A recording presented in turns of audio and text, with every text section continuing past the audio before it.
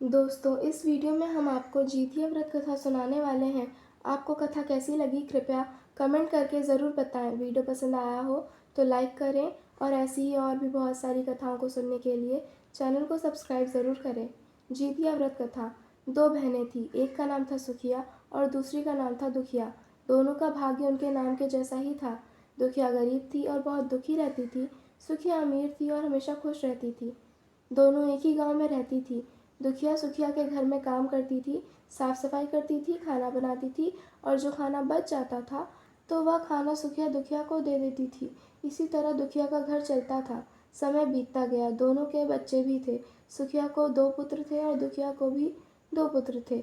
जब जीतिया का व्रत आया तो दोनों बहनों ने जीतिया का व्रत रखा। दुखिया सुखिया के घर में रहती थी। व्रत के दिन दुखिया ने सुखिया के घर जो चावल पटका उसमें जो खुर्दी निकला वह अपने लिए रख लिया और साफ चावल सुखिया को दे दी। फिर साग को चुनी, बढ़िया वाला साग सुखिया के लिए रख दिया और जो डंठल था वह अपने लिए रखी। अब दुखिया ने सुखिया के घर सारा खाना बना दिया और अपने घर चावल की खुर्दी और साग की डंठल लेकर गई। खुर्दी का चावल और साग की डंठल बनाकर वह खाना अपने बच्चों को खिलाई और खुद भी खाई और उसके बाद दुखिया सोने के लिए चली गई। आधी रात में एक बूढ़ी औरत उसके घर पर आकर दरवाज़ा खटखटाती है तो दुखिया पूछती है, कौन है? तब बुढ़िया बोलती है, बेटा हम हैं। दुखिया ने उठकर फाटक खोला और पूछती है, अम्मा आपको क्या चाहिए? इतनी रात में आप यहाँ किस लिए आई हो? बुढ़िया बोलती है, बेटा मुझे बहुत भूख लगी है, कुछ खाने को हो तो दे दो।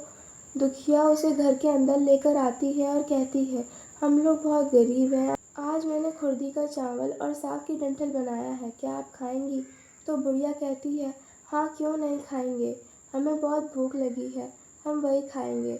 दुखिया अंदर जाकर खुर्दी का चावल और साग की डंठल लाती है और बुढ़िया को देती है खाने के लिए। बुढ़िया खाना खाने के बाद कहती है कि मुझे अच्छे से कुछ दिखाई नहीं देता, इतनी रात के अंधेरे में मैं अपने घर कैसे जाऊंगी? तो दुखिया कहती है, कोई बात नहीं, आप यहीं पर सो जाइए, सुबह अपने घर चले जाना। तो बुढ़िया औरत दुखिया के घर में ही सो जाती है। फिर थोड़ी देर बाद उठकर बुढ़िया बोलती है, बेटा मुझे दीर्घ शंका लगी है, कहाँ करूँ?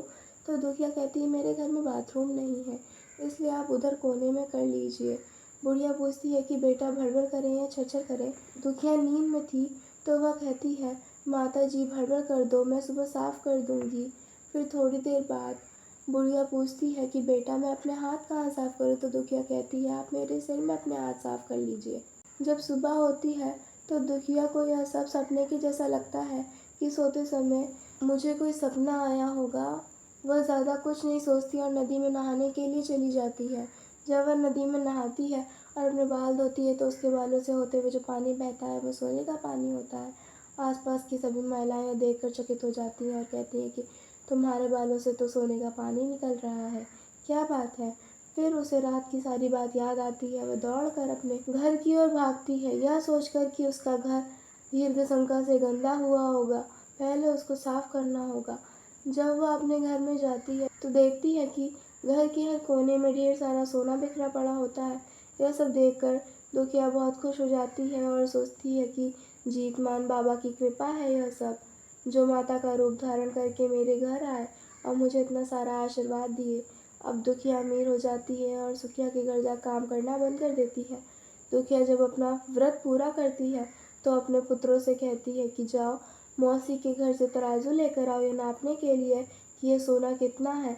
बच्चा बहुत खुशी से सुखिया मौसी के घर जाता है और तराजू मांगता है तो सुखिया पूछती है, तराजू पर क्या नापना है? तो बच्चा बोलता है कि मेरे घर में बहुत ढेर सारा सोना है, उसी को मम्मी नापेगी। सुखिया कहती है कि खाने के लिए तुम्हारे पास कुछ भी नहीं है और सोना नापेगी, मुझसे झूठ कहते हो। तो बच्चा कहता है, नहीं मैं झूठ नहीं बोल रहा हूँ। सुखिया सोचती है जब तराजू मांगा है तो कुछ ना कुछ तो ज़रूर नापना होगा, इसलिए वो तराजू के पीछे गोंद लगा देती है ताकि जो भी नपेगा वो थोड़ा सा इसमें चिपक जाएगा। दुखिया जब तराजू पर सोना नापती है तो कुछ सोने का टुकड़ा उस गोंद में चिपक जाता है और बच्चा तराजू लटाने आता है तो सुखिया उसको उलट पुलट कर देखती है तो उस तराजू में सोना लगा दिखता है। सुखिया सोचती है इसके घर में ज़रूर कहीं ना कहीं से सोना आया होगा, इसलिए वह कई दिन से काम में भी नहीं आ रही है। सुखिया उसके घर जाकर देखती है कि आखिरकार यह सोना कहाँ से आया है। जब सुखिया दुखिया के पास जाकर पूछती है कि तुम्हारे पास इतना सोना कहाँ से आया कि तुम तराजू मंगाई नापने के लिए, तो दुखिया उसे उस रात की सारी कहानी सुनाती है। दुखिया का मन एकदम सच्चा था, इसलिए वह सब कुछ बता दी। लेकिन सुखिया के मन में लालच आने लगा। दुखिया के पास हमसे भी ज़्यादा धन आ गया। अब अगले जितिया में मैं भी कुर्दी का चावल और साग की डंठल बनाऊंगी। फिर अगले साल जितिया का व्रत दोनों बहनों ने रखा। सुखिया के पास हर तरह का सुख था और धन भी था। फिर भी वह जितिया के दिन चावल फटक कर चावल फेंक दी और खुर्दी अपने पास रख ली। साग को तोड़कर हरी पत्तियां फेंक दी और डंठल अपने पास रख ली और वही बनाई। खा पी कर पूजा पाठ करके सोने चली गई। फिर आधी रात में उसके घर में भी बुढ़िया माई आई और घर के दरवाजे में खटखटाती है। सुखिया उसका इंतजार कर रही होती है। तुरंत दरवाज़ा खोलकर बुढ़िया को अपने घर के अंदर ले आती है। बुढ़िया बोलती है कि मुझे बहुत भूख लगी है, कुछ खाने को दे दो। तो सुखिया कहती है मैंने खुर्दी का चावल और डंठल का साग बनाया है। बुढ़िया बोलती है कोई बात नहीं, मैं खा लूँगी। तो सुखिया परोस देती है। खाना खाने के बाद सोने चली जाती है। बुढ़िया बोलती है मैं घर नहीं जा सकती, मुझे दिखाई नहीं देता। तो सुखिया कहती है कोई बात नहीं, आप यहीं सो जाओ। थोड़ी देर बाद बुढ़िया फिर बोलती है कि मुझे दीर्घ शंका लगी है, कहाँ करूँ। तो सुखिया कहती है वही कोने में कर लीजिए। फिर थोड़ी देर बाद बुढ़िया पूछती है कि भड़बड़ करें या छरछर। इस समय सुखिया को याद नहीं आता है कि दुखिया ने क्या बोला था। तो सुखिया बोली माँ छरछर कर दीजिए। फिर बुढ़िया पूछती है कि बेटा अपने हाथ कहाँ साफ करूँ। सुखिया कहती है मेरे सिर में साफ कर लीजिए। बुढ़िया अपना हाथ सुखिया के सिर में साफ कर लेती है।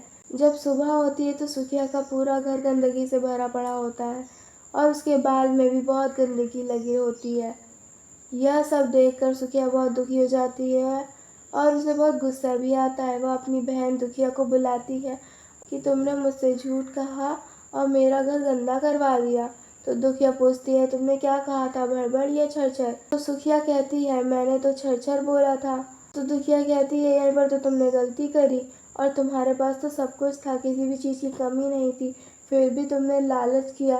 मेरे पास तो कुछ भी नहीं था, तुम्हारे पास तो सब कुछ था। तुम्हारे घर जीतमान बाबा भेष बदल कर आए, लेकिन फिर भी तुमने उन्हें अच्छा खाना नहीं परोसा। मेरे पास तो कुछ भी नहीं था, इसलिए मैंने उन्हें खुर्दी का चावल और डंठल का साग परोसा था। तुमने अपने घर आए भगवान का अपमान किया। सब कुछ रहते हुए भी तुमने उन्हें साग और भात खिलाया। तुम्हारे पास सब कुछ होते हुए भी तुमने लालच किया। तुम्हें लालच नहीं करना चाहिए था, इसीलिए तुम्हारे साथ ऐसा हुआ है। बोलो जीतमान बाबा की जय। धन्यवाद।